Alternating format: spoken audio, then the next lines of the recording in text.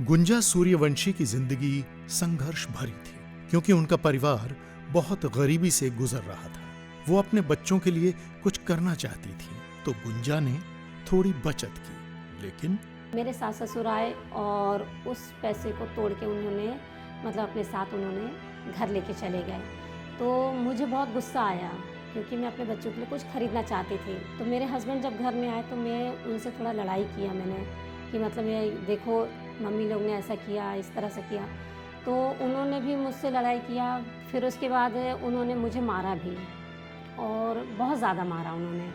अपनी जिंदगी से थक चुकी गुंजा ने सब कुछ खत्म करने का फैसला किया, पर तभी एक धीमी सी आवाज सुनी। ऐसा लगा जैसे वो आवाज़ की कोई है जो मुझे ये कह रहा है कि मुझे बता अपना तकलीफ़, मुझसे डिस्कस कर, क्योंकि मेरे साथ कोई डिस्कस करने वाला नहीं, क्योंकि मैं बिना माँ बाप की लड़की हूँ।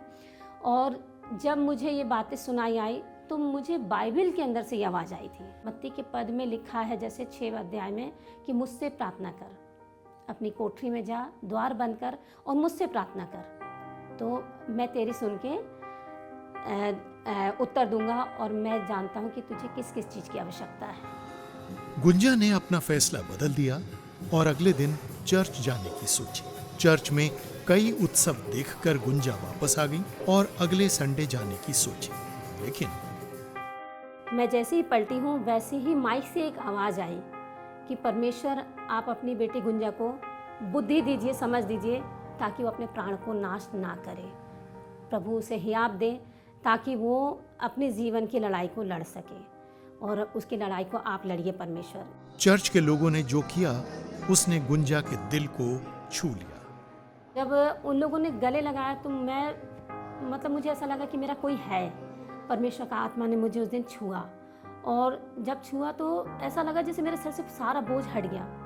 मैं अपने आप को बहुत ज़्यादा डिप्रेशन में जा रही थी और बहुत ज़्यादा मैं अपने आप को बहुत बेकार महसूस कर रही थी मैं अपने आप में।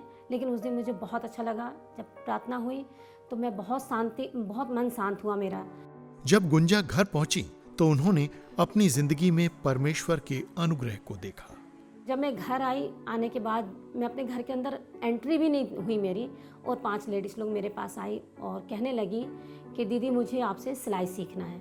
मैंने उनको बहुत कोशिश किया मना करने की, उन्होंने नहीं माना। तो मैंने क्या किया, डबल चार्ज उनको बोल दिया, ये सोच के कि ये लोग वापस चले जाएंगे। उनको मैंने डबल चार्ज कहा तो उन्होंने फिर भी उन लोग एग्री हो गई और कहने लगी कि हम लोग कल से आएंगे, और मेरे हाथ में उन्होंने एडवांस 5 ने पेमेंट देती थी। जब गुंजा ने देखा कि परमेश्वर उनकी जिंदगी में काम कर रहे हैं तो उन्होंने अपना समय बाइबल पढ़ने में बिताना शुरू किया। परमेश्वर का वचन लिखा है कि मैं परमेश्वर की स्वरूप और समानता में बनाई गई हूँ, मैं परमेश्वर की संतान हूँ, मैं आशीषित हूँ, आशीष का मूल्य हूँ। मैं और मेरा घराना मिलकर यहोवा की सेवा नित्य करेंगे। मैं ना मरूंगी वरन जीवित रहूंगी और परमेश्वर के कामों का वर्णन करती रहूंगी। मेरे जीवन भर मेरे सामने कोई ठहर ना सकेगा। जैसे परमेश्वर मूसा के संग था वैसे मेरे संग भी रहेगा। ना मुझे कभी धोखा देगा और ना कभी त्यागेगा।